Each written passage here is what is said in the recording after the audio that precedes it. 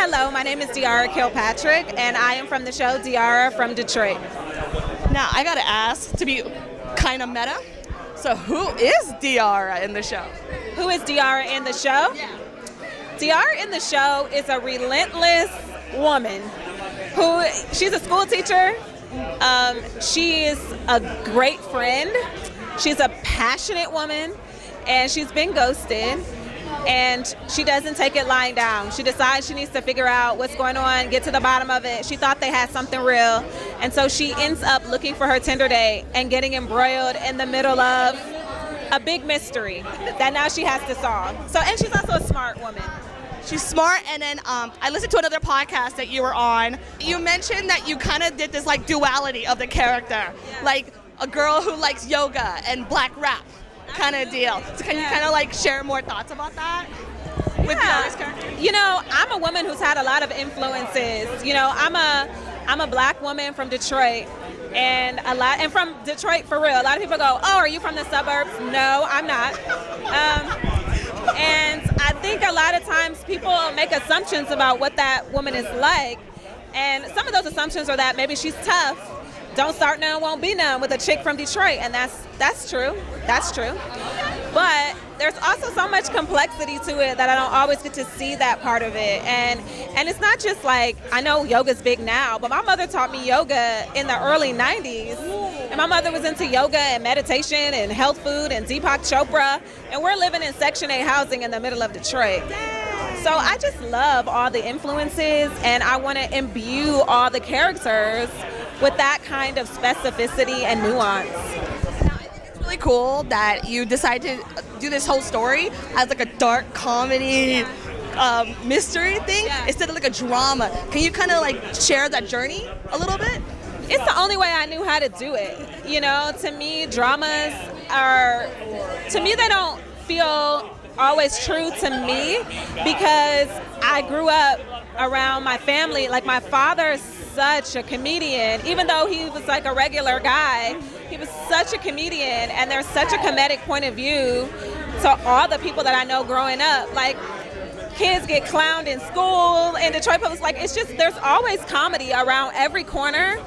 So for me, it wouldn't be authentic to the city of Detroit to do just a deep, dark drama when half the people that I know are just complete fools, you know?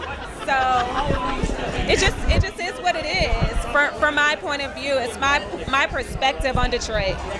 Now, from your filming journey, does any episode stand out in terms of memory?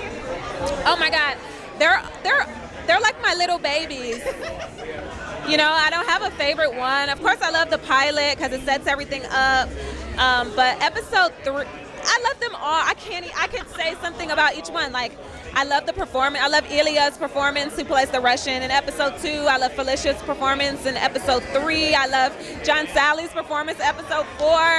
I love the energy of episode 5 and Brian's jazz rendition of It's So Cold in the D.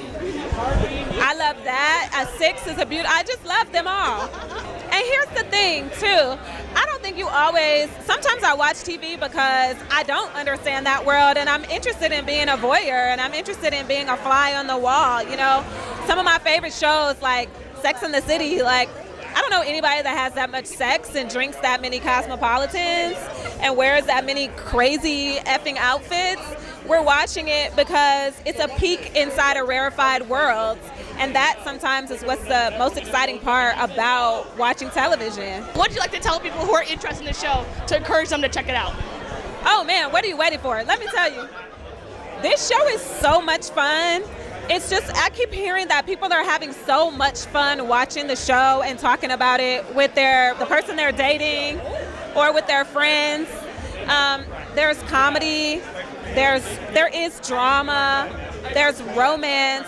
We got some fine-ass people in So I saw in the trailer. I'm super excited about that. We got Morris Chestnut and John Chapin and Shannon Wallace, all these beautiful men and beautiful women, and also Dominique Perry and, you know, and Harry Lennox, who's such a fantastic actor. Like, we really did. Robbie is here, and our casting director. They just did a great job with casting. We have a great cast.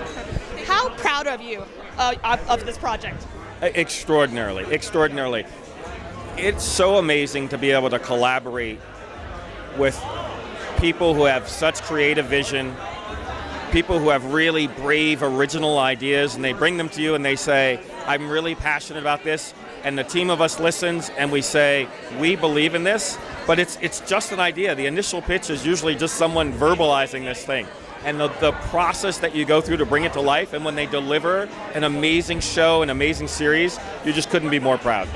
When Diarra pitched us, I said, I loved how powerfully original the concept was, and it was simultaneously original, but it existed by intersecting two powerfully kind of successful themes, right?